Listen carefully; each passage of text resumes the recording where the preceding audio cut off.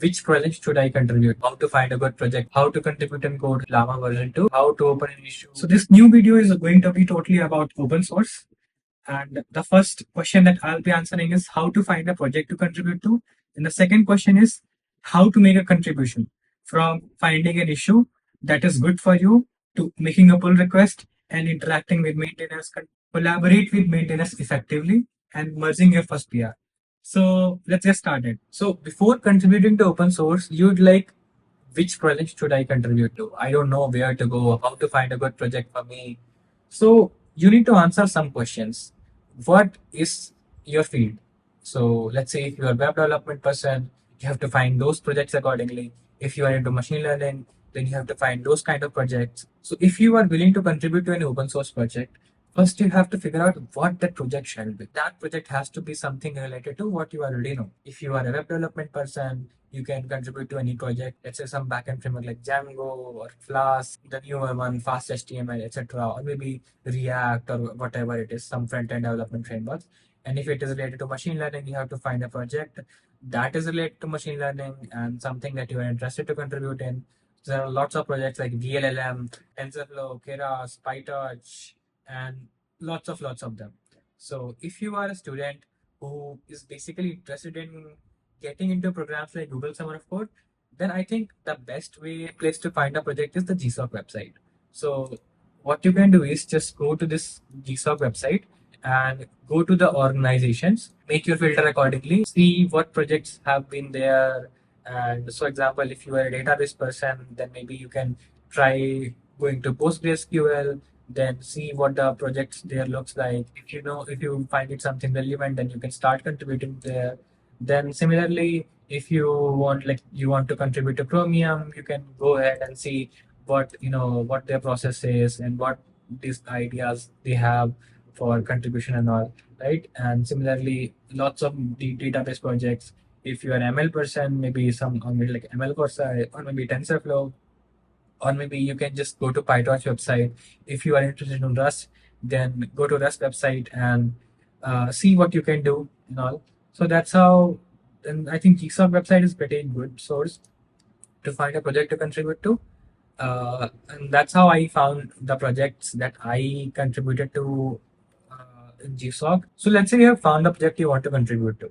So the next step you have to do is go to the readme.md.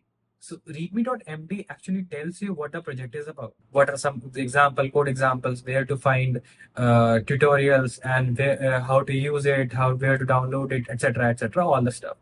Next, if you want to contribute to it, so you have to find a file called contributing.md. So let's head to contributing.md.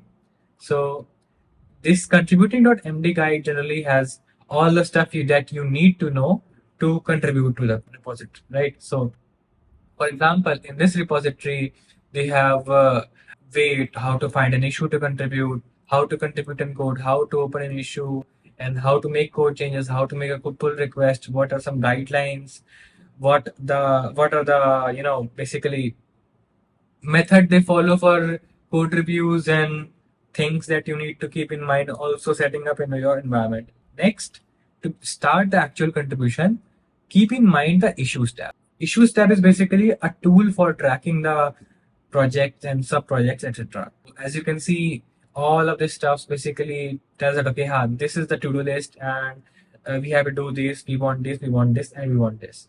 So uh, next you have to do is you have to find a relevant issue for you, and once you have found, you have to ask the maintainers to assign you that issue. So let's check it. So let's see how we can do that.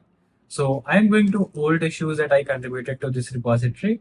So let's say okay, I want to check this. Okay, this one, right? So this one right here. So I created an issue in August 20 last year, and it's about Llama version 2. So I opened an issue and said that okay, hey, I want to contribute this. Maintainers will come back to you and basically tell you that okay, hi, you can contribute here. All you can also do is if you do not have any idea in your mind, then you can find an existing issue and ask maintainers if you can contribute to it. For example, this issue was opened by a maintainer, and I headed to the issue section, and in the discussion I wrote, "Hey, I would like to work on this issue." So maintenance assigned with that, and as you can see here, and I started working on it, and I opened a PR which is here. So once you have got an assigned issue, that means you can contribute to it. So you all you have to do is fork that repository, create a branch from inline, and create a PR to the original repository. So, and you keep on working on that. So, for example, I created a branch Alberta classifier from the fork version of the repository, and I did some code changes which are here, and then I started working on it, and I opened a pull request, and when the PR was ready for review, I tagged the maintainer that, hey, this is what I have done. And this thing I want you to consider while reviewing the PR. And maybe this thing I'm not clear about. The open source contribution are done better when you collaborate with the maintainers and other contributors. So if you are not clear about something, you have to ask it and okay, hey, I'm not sure about this. Can you tell me?